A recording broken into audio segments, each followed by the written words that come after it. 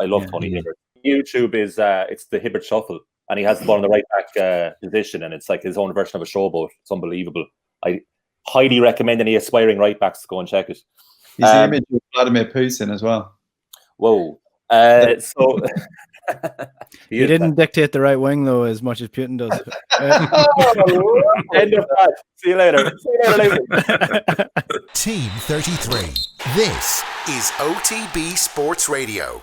We're talking about Harry Kane, lads. Harry Kane could be out the door for Tottenham this season, at the end of the season, and he could be after a rival in England. So we're discussing what the reasoning would be behind that, why he would be going, the weight of a trophy, and the best players to never win a major trophy. Now, there's a very loose ruling system around this, and it's really going to be decided upon our own shoulders whether these players have won a major trophy or not, or whether we can consider their career as successful as it should have been for their talent. Maybe that's a better way to put it than players who have never won a major trophy. So we'll start with Harry Kane first of all. Colm, this isn't a story that will surprise many because, I mean, we're at the stage of Harry Kane's career now where he is an established striker at the top of the Premier League, probably the best striker, out-and-out striker in the Premier League, hasn't won a trophy yet and wants to win trophies. So the fact that he wants to move to a bigger club or move to a club that's going to win trophies shouldn't be a surprise to Tottenham fans.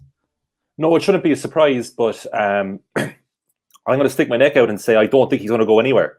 I think he'll be a Spurs player next season as well, and I see resemblances to the Wayne Rooney saga at Manchester United from circa 2010, when he said he handed in a transfer request, and I remember the yellow bar in Sky Sports News, and it was the biggest deal, even the concept of Rooney leaving United.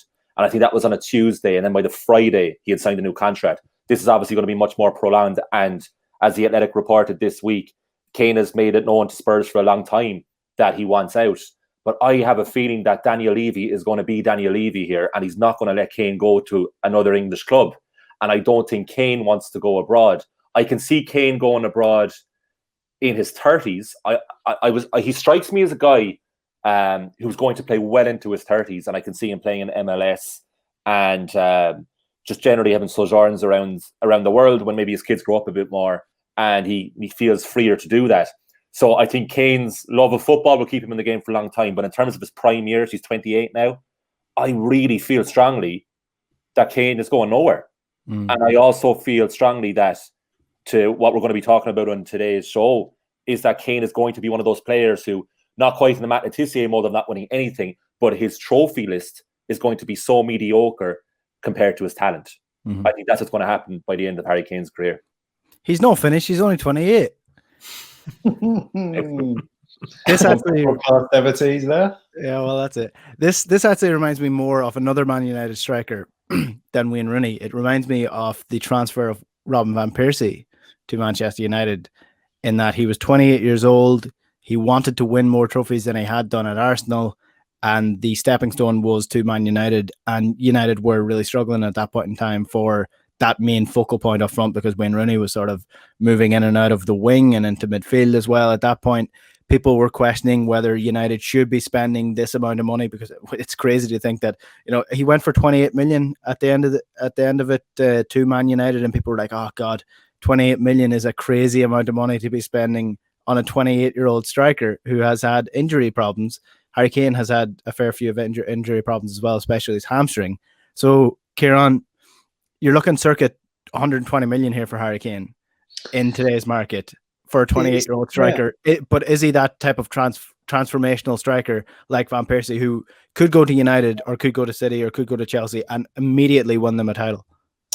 Yeah, it's an interesting comparison with Van Persie, because I think there's a couple of differences with Van Persie as far as he had 1 year left on his deal at Arsenal. Harry Kane signed a 6-year deal 3 years ago, so Tottenham kind of have the whip hand in the sense of if they want to keep him, they can keep him.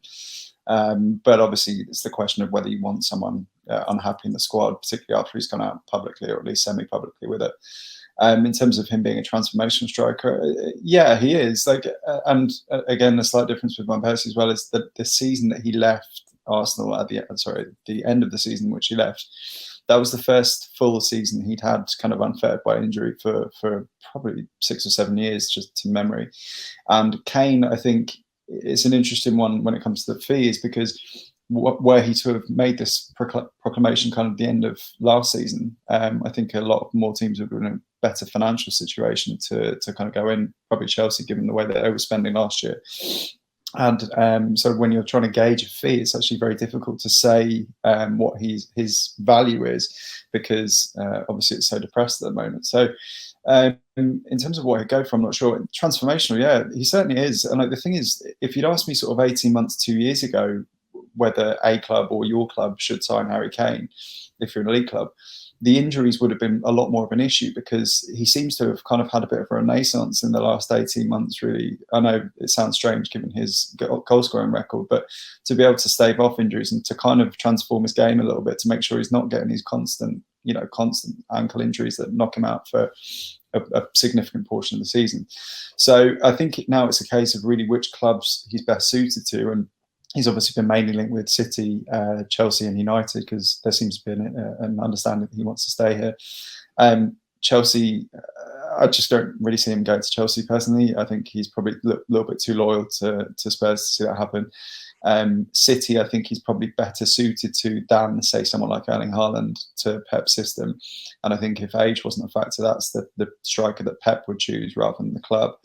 And United, for some reason, I've just got this feeling of like grim doom around him going to United. I just feel like it would be a bit of an issue. Injuries might start flaring up. I don't know whether that's just inherent pessimism, but yeah, it'd be interesting to see where he goes, because as Colm says, there's a good chance he stays there as well. Yeah, United are an interesting one, because obviously they have confirmed Edinson Cavani for another year. Rashford's still coming through. Greenwood is starting to develop into a better player than he was last season, and it doesn't seem like there is room for him at United, especially with the wages that he would sort of bring with him, on top of the likes of David De Gea, on top of Paul Pogba, Bruno Fernandes, probably get an improved contract. It would be a lot of top-heavy contracts at United for older players, Will. It would, but you'd be guaranteeing that you get a striker who scored 20 plus goals over the last 7 seasons. And a lot would probably depend as well on where Manchester United see Marcus Rashford's eventual position being, because it seems that playing wider on the left and also putting Greenwood into wider positions too is the way they want to go for now. Edinson Cavani has shown how important having a striker that can actually play as, essentially as a striker that can occupy in the number 9 position is really important in terms of how it works. I think United work a lot better when he's playing there as the focal point, as opposed to Martial. Martial can also still play in the wide positions too. I think if Harry Kane became available, Manchester United would be crazy not to try and go into the market to try and sign him. He could dovetail perfectly with Greenwood and Rashford as well. And look, whoever is going to buy him is going to have to break the bank, because Daniel Levy will happily sit over the 2 years still left in his contract at the end of the summer. We have seen him extract top dollar from teams previously. You just have to look at Manchester United with Berbatov, even when he wanted to leave, and Gareth Bale with the money that Real Madrid paid. The thing is, if the market wasn't depressed, as Ciaran said, every top team in Europe right now realistically needs a number 9. Maybe with the exception of Bayern Munich, who are going to stick with Robert Lewandowski for a bit longer and try and squeeze the last bit of football out of him. Outside of that, who's a better number 9 in Europe? At this stage, Harry Kane has got 4 or 5 years on Lewandowski and on Luis Suarez. He's the best pure number 9 in Europe. If Barcelona or Real Madrid had the money, I'm sure they would love to sign Harry Kane, but I would imagine Harry Kane's preference would be to stay in England. I'm not sure if Man City are actually going to dip into the market to try and sign a striker this summer, despite the fact that they've been continually linked with both Erling Haaland and with Harry Kane. Pep has been talking about internal options there. Potentially Kevin De Bruyne could play at number 9. Ferran Torres showed against Newcastle recently that he can maybe play in a more central position than out wide, and Guardiola even name-checked him as a potential replacement in-house for Sergio Aguero. And maybe City could go back to playing Gabriel Jesus again. So I'm not sure if maybe Man City's need is quite as much as Chelsea seem to desperately need a number 9, given that Timo Werner has fluffed his lines. Maybe they'll decide to stick with Werner or Havertz through the middle next season. But I can't help but think that if anyone was to be a perfect location for Harry Kane, albeit he probably wouldn't go there, Chelsea may well be the perfect place for him to go. I'm going to strongly disagree with that. I think we're going to see a different Timo Werner next season. I think he's going to be exceptional, and I think he's got a hard enough run of it this season, Timo Werner, because I saw like he's He won the most amount of penalties this year. He's got a fair few assists. He's not a center forward. That's the problem. That people came with the perception that Timo Werner was a center forward. He's not. He's more of a winger, and he's doing his job quite well. He just needs to get a bit of confidence. I think that will come next season. In terms of Real Madrid, they seem the best suited for Harry Kane right now because he wants to win major trophies. He will do that at Real Madrid. He wants to potentially win the Champions League. He potentially could do that at Real Madrid. And Karim Benzema is in his final years at the club. I think he's signing one more year with Real Madrid, and then that's about it. So I think Harry Kane is perfect for Real Madrid at the minute. And the English clubs, they're going to spend too much on him. And he will What's too much though, Enda? Like, is Neymar money that crazy for Harry Kane, given the boost that he would give potentially to the English clubs and the fact that you're having to take him away from Tottenham, who we know are so resistant to selling? Like, is 200 million really that unrealistic, or would it be overpaying for Harry Kane? I think it would. Sorry, I didn't mean to cut across. He's 27, and like we're seeing a trend, or have seen a trend in the last few years, of 27 being older than we might sort of have perceived. Like, it's the kind of the Fernando Torres, the kind of Michael Owen sort of thing, where players come through a little bit younger. And I know Harry Kane, in fairness, at the top level came in a little bit later, but I do still feel that like it's a big risk. He's one reasonably serious injury away from being cropped, seriously big wages. Like if it were my club, I would be far preferring going for like a younger talent. No, I'm not. Haaland's the one that's always mentioned. Haaland for me would be an absolute no-brainer if you're the like of Real Madrid or whoever it might be. But yeah, anyway, so I didn't mean to cut across. I would have made the exact same point as that. I'd take Kane in a nutshell, Ciaran, for United. I'd over anybody. Like, I think I wouldn't mind the money you spend on him, even if you get 2 years out of him. That's 2 unbelievable seasons, and also he's a serious footballer. Like he says himself, he prefers playmaking than scoring, which is mad for a guy who's obsessed with scoring goals too. It's so funny with Kane.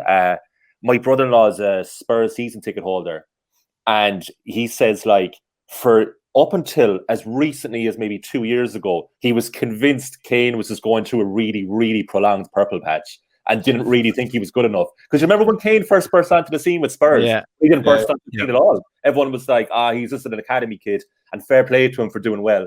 Oh, he's that guy who went in goal that time in the Europa League. Oh, that's cool. And like, he's good for a goal every so often. And it kind of like the way people originally saw Calvert-Lewin at Everton.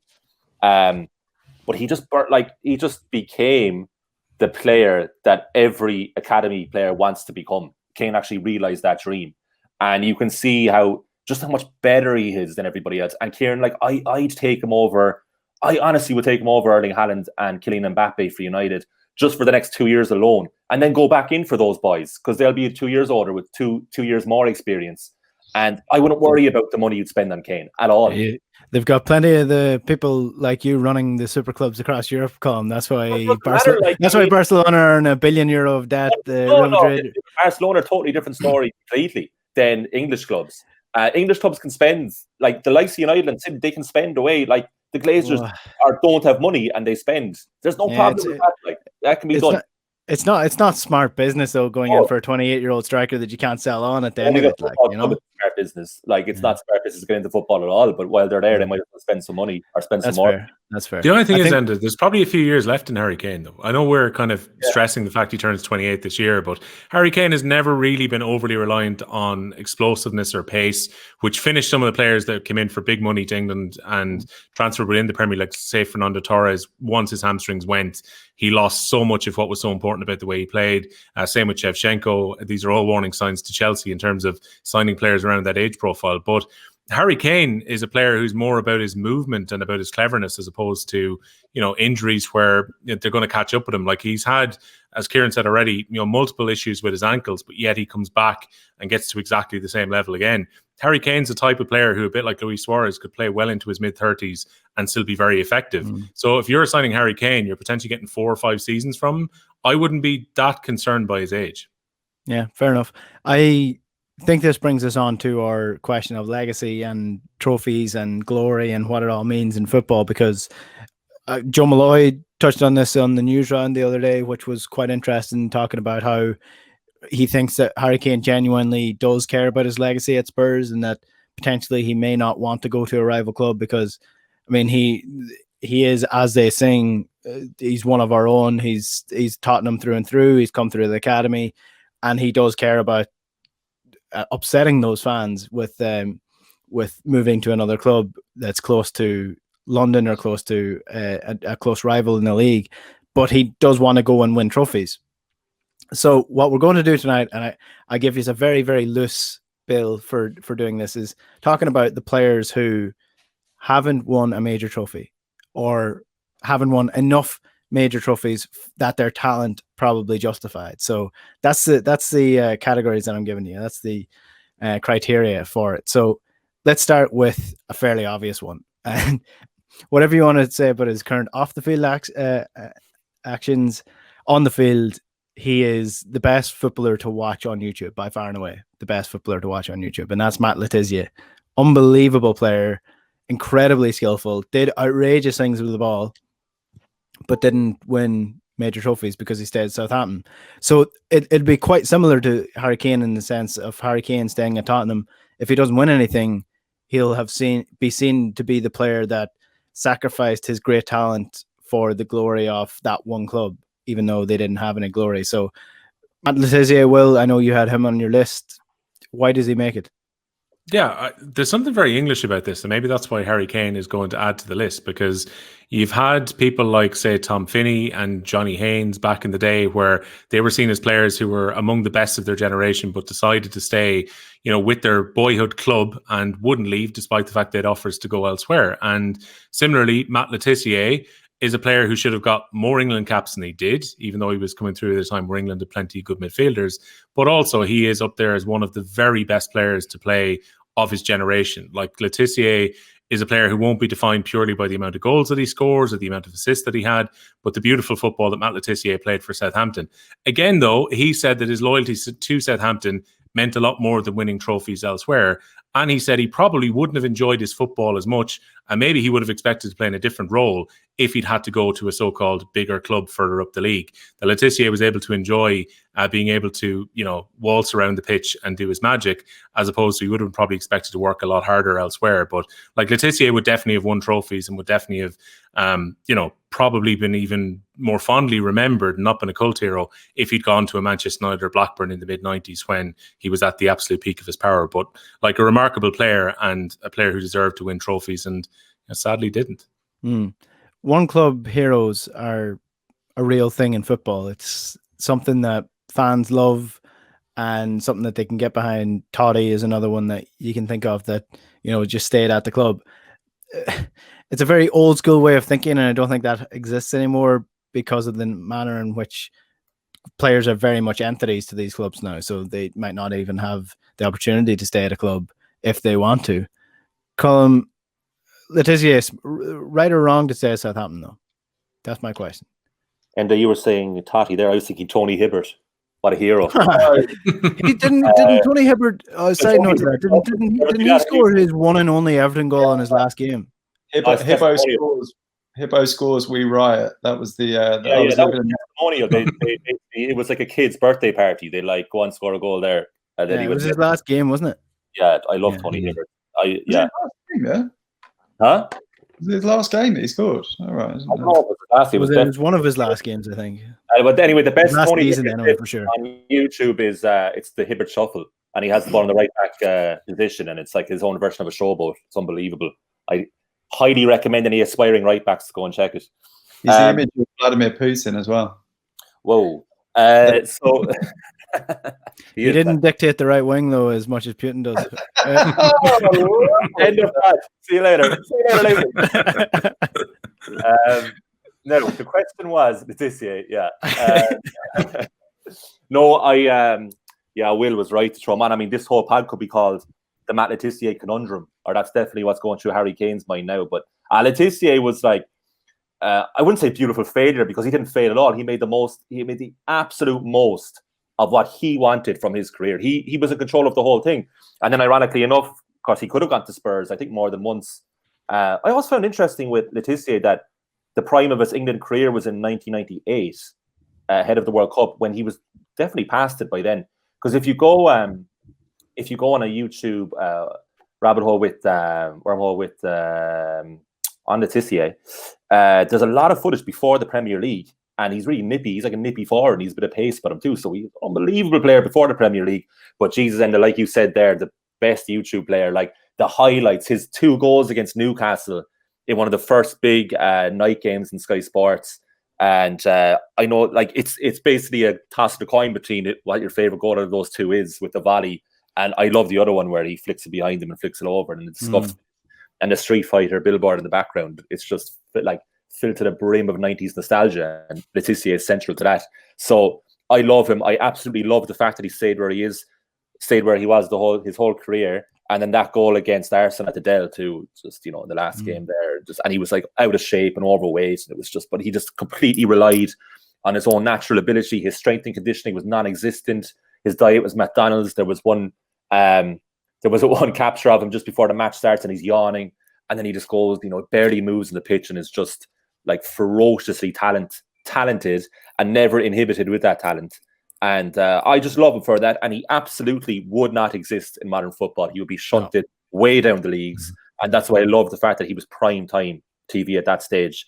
I love that he stayed there. I actually have another player that I'm very fond of, but I'll leave it till we go on to the next one. But Tissier is right up there for me with that player that I'm going to mention. Okay, we'll come back to that. I do think the volley, the flick off from the free kick, might be one of the most outrageous goals ever scored in the Premier League, or was that? It might not have been the Premier League at that point, but like if Messi or like Kevin De Bruyne or Bruno Fernandes scored that now, I mean, you're talking, 10 million views on YouTube that night, because it's so outrageous to attempt that, not only to like actually execute it to the manner that he did. It was absolutely incredible. I'm going to throw a name. This is going to be controversial now. But it has shades of Harry Kane, and that's why I'm throwing it in there. Alan Shearer. He won the Premier League. Hear me out. Yeah. He won the Premier League. Won 1 trophy of the Premier League. That's it. Premier League.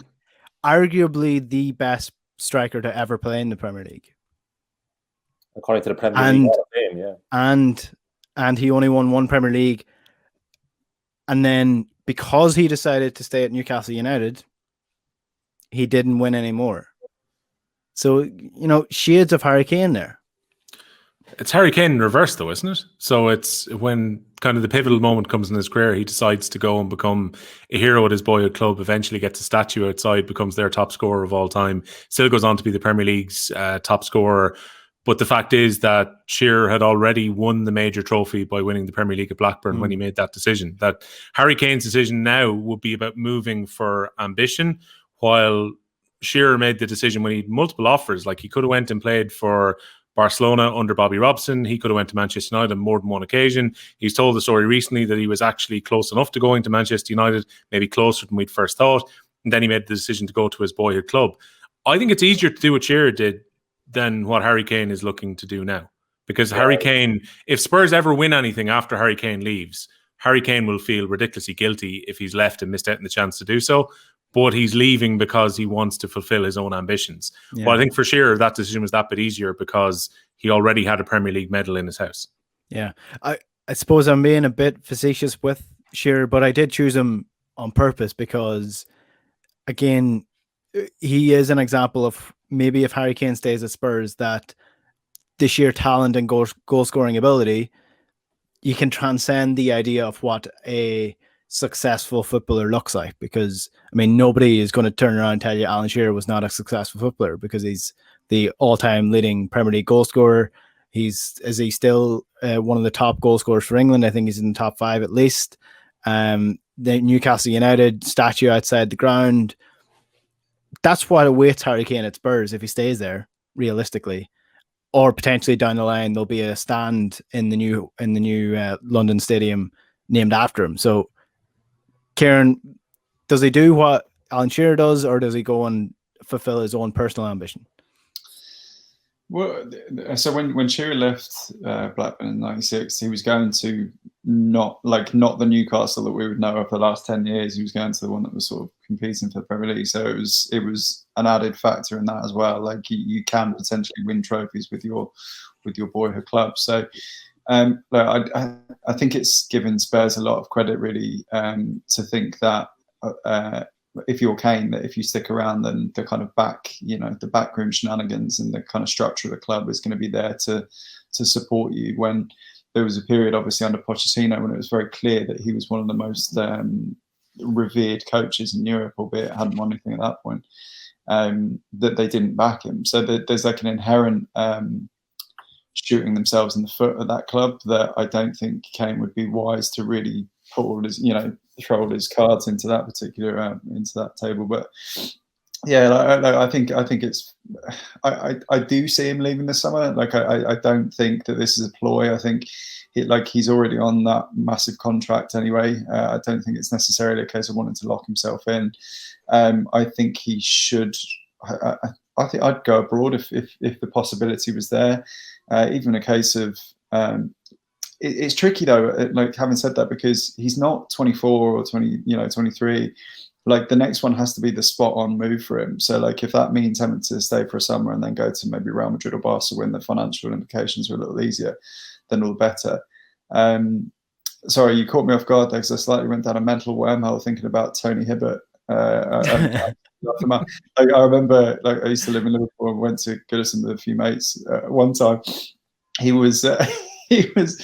was playing at right back, and there was no man near him for about 50 yards. And out of nowhere, he just wallops it like long ball, went out for a goal kick.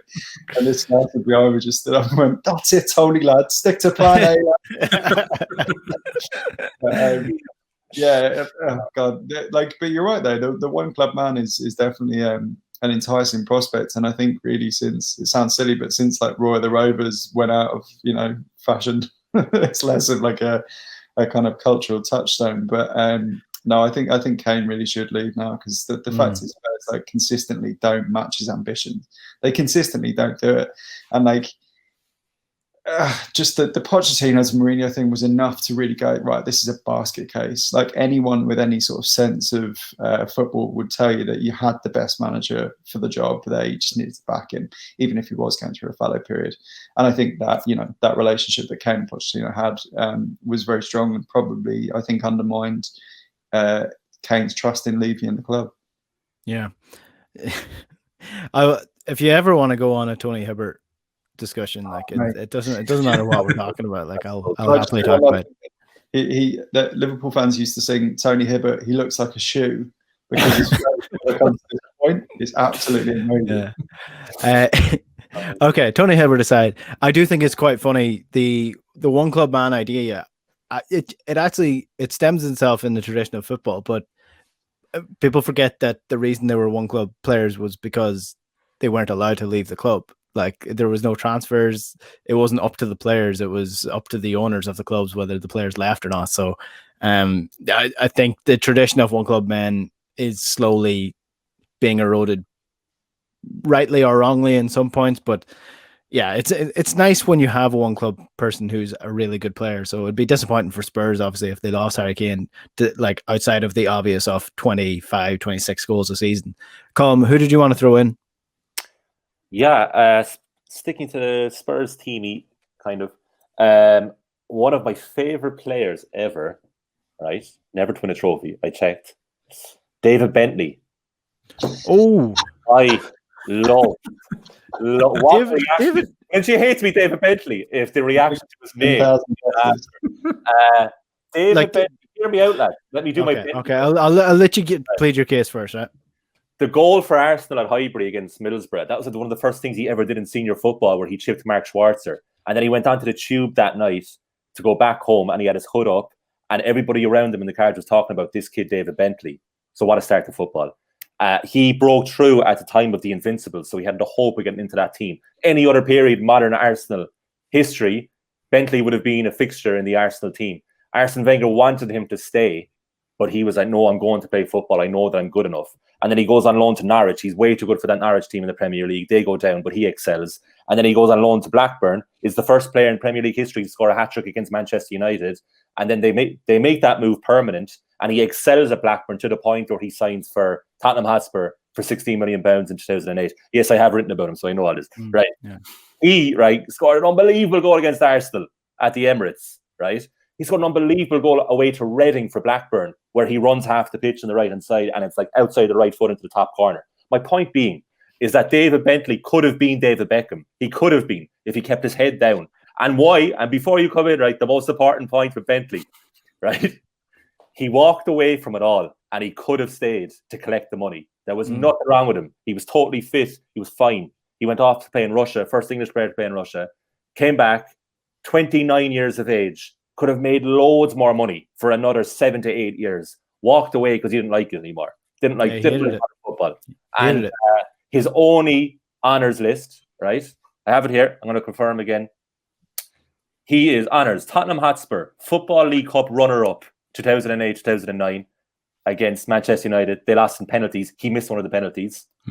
So keeping in team there with his failure. And then Blackburn Rovers Player of the Year 2006-2007. And that's it. And his only other award was walking away from it all when everybody else stayed. A man after his own heart, Enda. Yeah, I have several things to say about this. David Bentley, he hated the game. He owns a restaurant now in Spain. That's what he does. If anybody wants to know what David Bentley is doing right now, am I going to guess that's in Marbella or in Malaga? Probably. It was Marbella. It's somewhere. Is it Marbella? Yeah. And he has a restaurant in Gibraltar as well, but he got rid of those, and he has his own flooring business now. We did a podcast a couple of weeks ago for Team 33 on the best cult hero. It was basically when the Premier League Hall of Fame was became a thing when invented by the Premier League a couple of weeks ago. We did the Cult Hero Hall of Fame, and there were several members of that Blackburn team that were part of the Cult Hero Hall of Fame inductees for the first week, because they are the ultimate Barclays team with Mark Hughes in charge of them. Martin Gams-Pedersen, Yakubu at one point in time, David Bentley. David Bentley is the Diet Coke version of David Beckham. That's when Diet Coke's a very popular drink. There was a big ads campaign in the 90s. Bentley would be absolutely chuffed to be compared to David Beckham, not for the footballing skill, because the fact he's been trying to like model himself on the man for the last 5 years. His right foot was unbelievable. You have to give me at least that. Like, his right foot was sensational. Like, his right foot gave him a career. And he was one of those guys who didn't really have a position. He was kind of on the right-hand side and then moving into the middle. And I don't know what era of football was right for him, but it wasn't when he played anyway. He needed to play earlier. Was it a pig or a dog that they cloned for the first time back in the... Was it sheep? Yeah, sorry, a sheep. Yeah. So, like, David Bentley is what happens if you try to clone David Beckham. He's just but not quite as fit, not quite as good looking. As well. It's like a fly container as well or something. He's a funny one, because he definitely try and chat your girlfriend up in front of you. Like, why?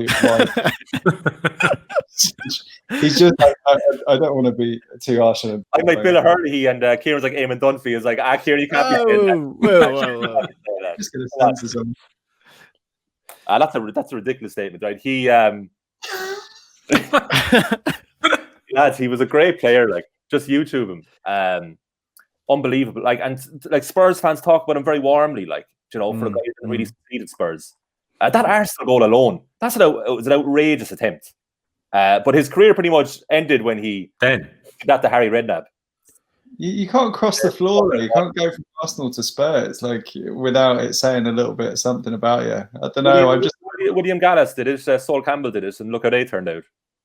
So. Jeez, I wouldn't be putting William Gallas in the same bracket as Sol Campbell, but again, Adebayor did it. Adebayor did it as well. This has gotten more loose than I expected it to be. Let's move on to the final one.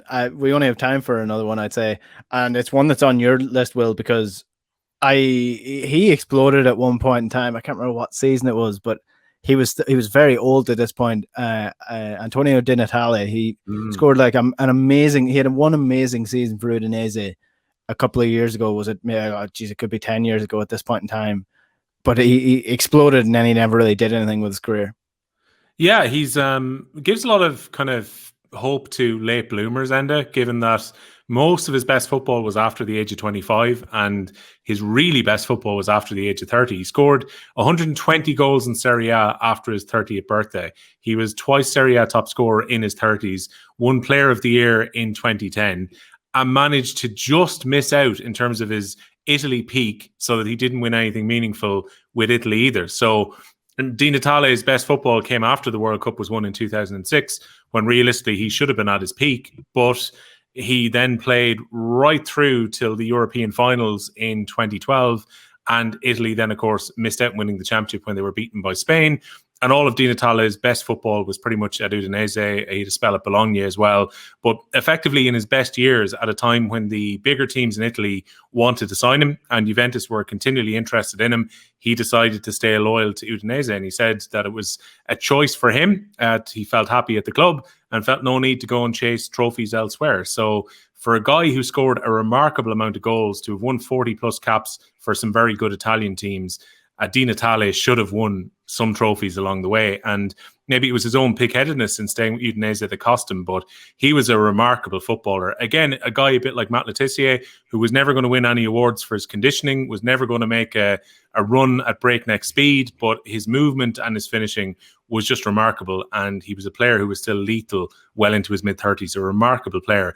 And like, there's another Italian that I had on the list as well, in a similar vein on this one, Enda, just in terms of being a really unlucky guy, and that was Pepe Signori, who played against Ireland at the World Cup in 1994. He played in 6 of Italy's 7 games, lost the World Cup final to Brazil, a little bit like Di Natale losing at the European Championships final. He was also a 3-time top scorer in Serie A. He scored pretty remarkable, 117 goals in 150 games for Lazio. And then after he left Lazio, in the 4 seasons after that, they won Serie A, the Coppa Italia, and the Cup Winners' Cup. So maybe when we're talking about Harry Kane, he left the club at the wrong time. Lazio went on to be really successful after he had been brilliant for them for about 5 or 6 seasons. Yeah, it was 09, 010 and 10-11 that Di Natale broke through. Yeah, 29 goals in 09, 010 and 28 goals, in 2010, 2011. So it was those 2 seasons that I was referencing that he just completely exploded onto the scene. You make one quick point there about Harry Kane, which is quite interesting. And I have a theory that the reason that Spurs are even considered to be part of the Super League or perceived to be one of the Super Club or the Big Six is largely down to Gareth Bale.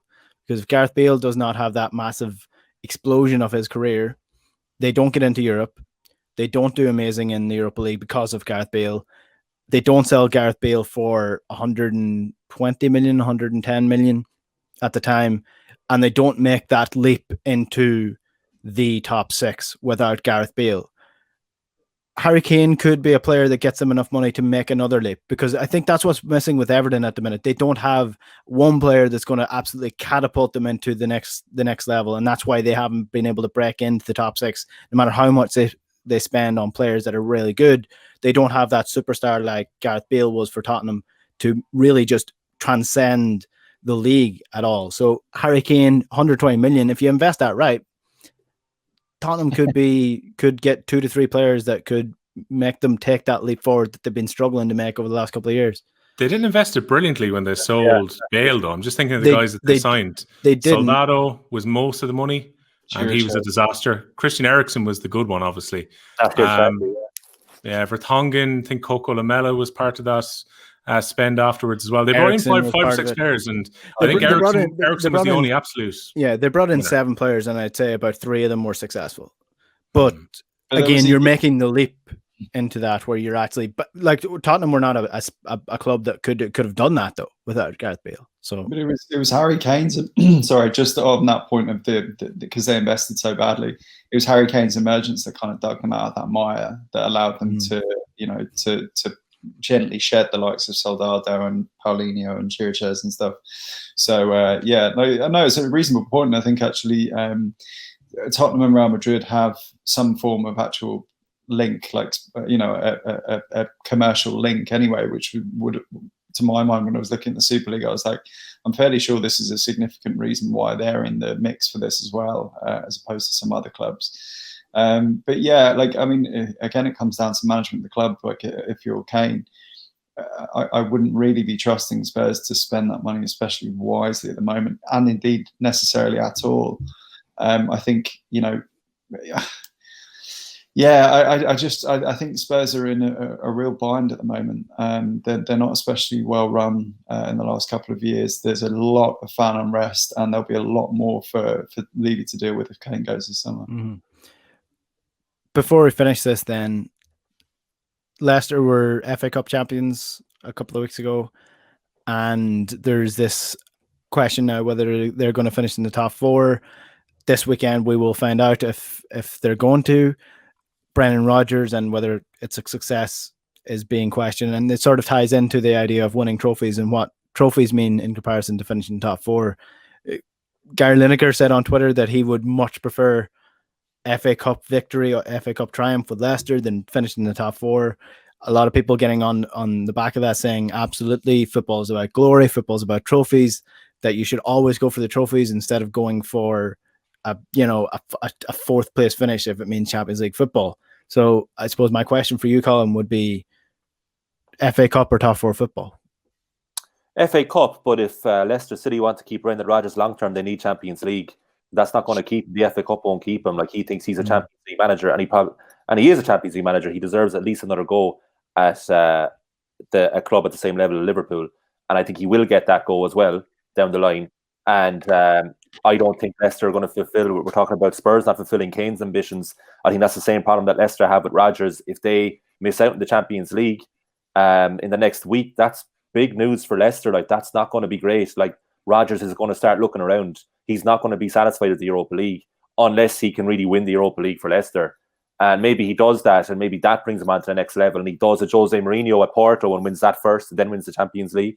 But I'd be a bit worried. I think the FA Cup will be for Rodgers. He'll say, "That's what I gave you, your first ever FA Cup and your 5th attempt, and best of luck to you. Now I'm going to move on." So, but as a fan, like, if I was a Leicester fan, like, what a last 5 years to win the Premier League and then to win the FA Cup, because the Champions League, they did it the following season after winning the league. I think they got to, did they get to the quarterfinal? They beat Sevilla in the last 16 and then lost to Atletico, wasn't it? Well, yeah. And that was a great journey, but like, that's almost forgotten. It's the Premier League and now the FA Cup. So as a fan, no question the trophy. In terms of your club's ambition, you need Champions League if you want to keep the best people around. Okay, I'll round this off by going around the room. Will Harry Kane stay at Tottenham this summer or no? Stays one more year. Ciaran? No, he'll go. I think he'll go to City. Ciaran or Colm even? Stays 5 more years at least. Oof. Oh, so he's going to retire at Spurs? Oh, he's going to move abroad, but he'll have an end of career move like Steven Gerrard to LA Galaxy style. Interesting. We shall see. Harry Kane, will he or won't he be on the move? Text us on 53106, or you can tweet us at Team33. Colm, Will, Ciaran, thanks very much for joining me tonight. Thanks, lads. Cheers, lads. All right, we'll take a quick break.